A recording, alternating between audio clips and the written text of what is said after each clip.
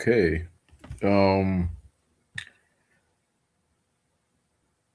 this is very unique.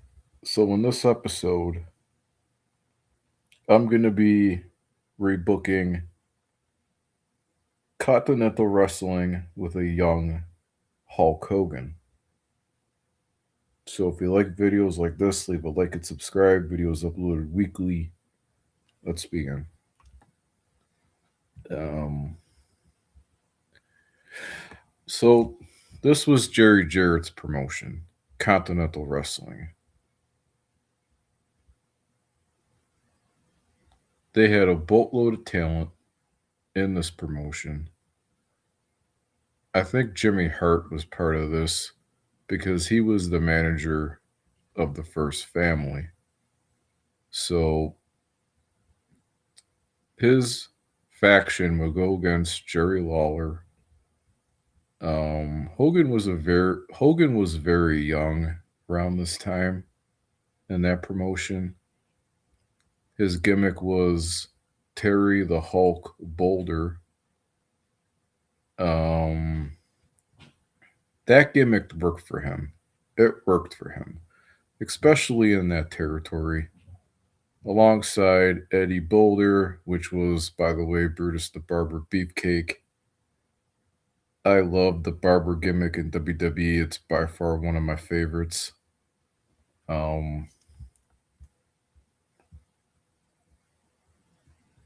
so I'm gonna need to be creative with this if I'm gonna make this work.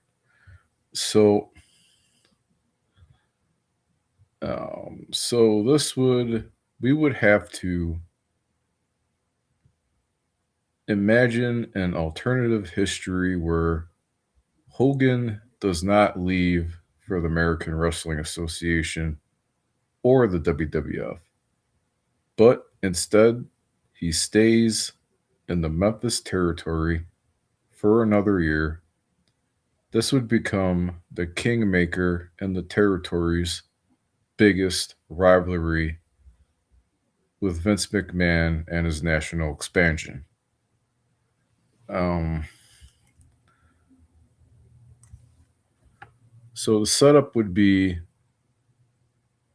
the Hulk takes Memphis wrestling in 1980. Instead of an immediate face turn, I would have Hogan start as a heel with charisma brought in by Jimmy Hart to destroy Jerry Lawler. But in reality, his natural charisma is too high for the heel role. And as a fan and as a human being, I totally get it. Um, so to position Jimmy, I would have him try to cheat Hogan out of a victory. Hogan would turn face, running wild on the entire first family. Um, the key feud to this rebooking would be Hogan versus the first family. Hogan would defend Memphis Wrestling from Jimmy Hart's army, including Ken Patera, the Iron Sheik, and Kevin Sullivan. With this, with its booking agenda, it would be the power struggle between Hogan and Austin Idol.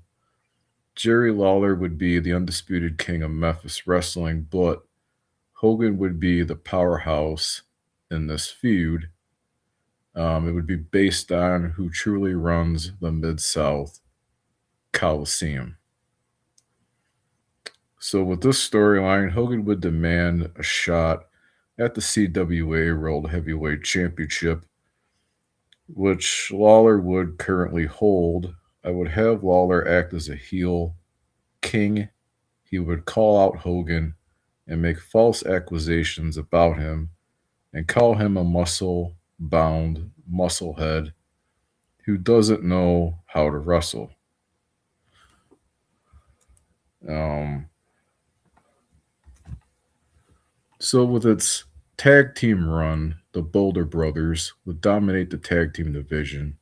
It would create a superpower team years before the Mega Powers came to the scene. The outcome would be they would establish a new standard for physical dominance as a tag team. It would give Hogan more in ring experience as a young performer.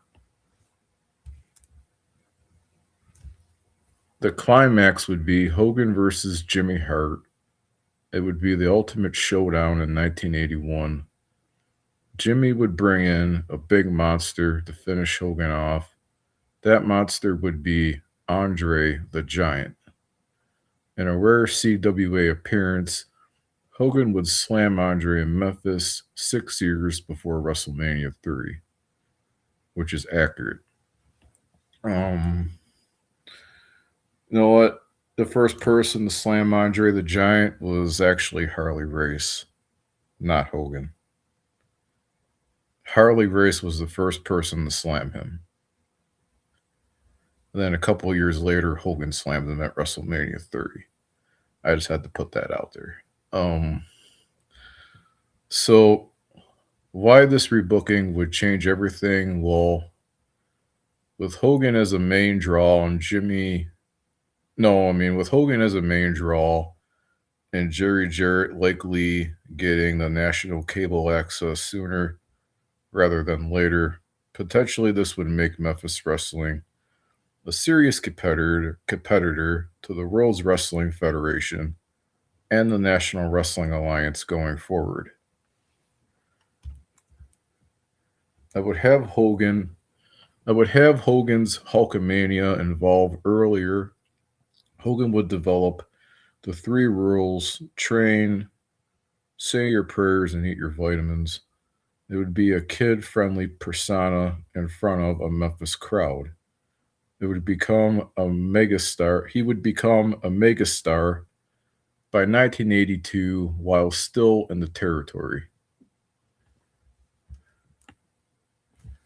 So the feud with Lawler would have resulted in some of the most intense promos and highest drawing matches in Southern wrestling history.